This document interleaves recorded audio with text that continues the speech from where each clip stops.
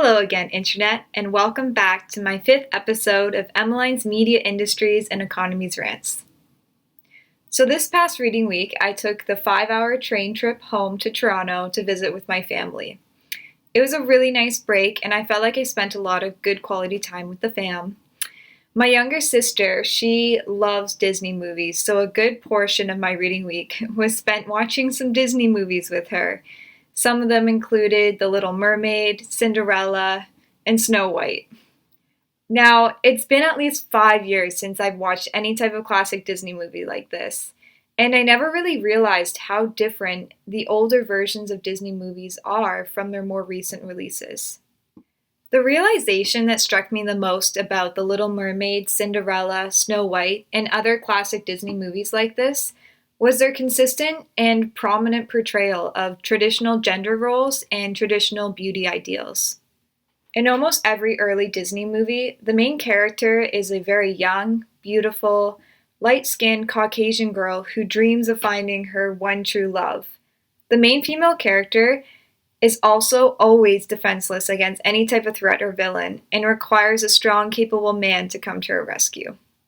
This Disney princess movie formula generated a huge amount of financial success for Disney during a time when gender stereotypes were widely accepted and prevalent. According to a study that analyzed the amount of script spoken by both female and male characters in early Disney movies, it was found that on average, 73% of the script was spoken by male characters. This ratio has started to even out a little bit with Disney's more recent releases.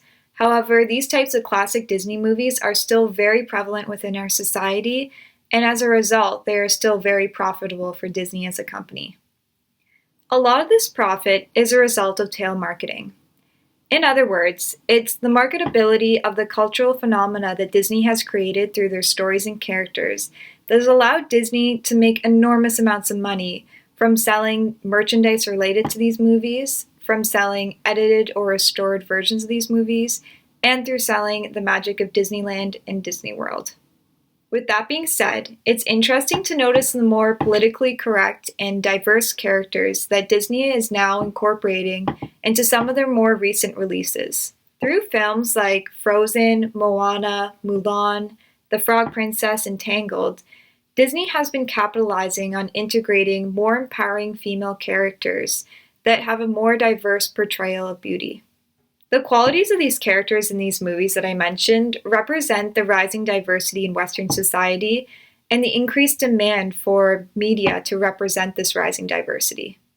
Today's parents are looking for media for their children to consume that empowers their daughters, empowers their sons, and demonstrates that every person is beautiful, competent, and worthy in their own way.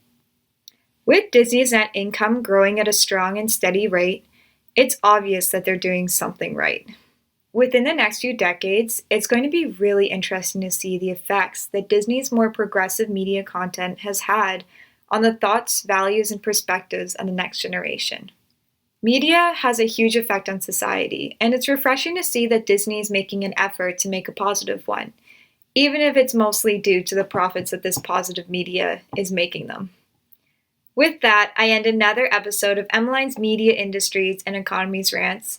Thanks so much for watching, guys, and I hope you tune in for next week's episode.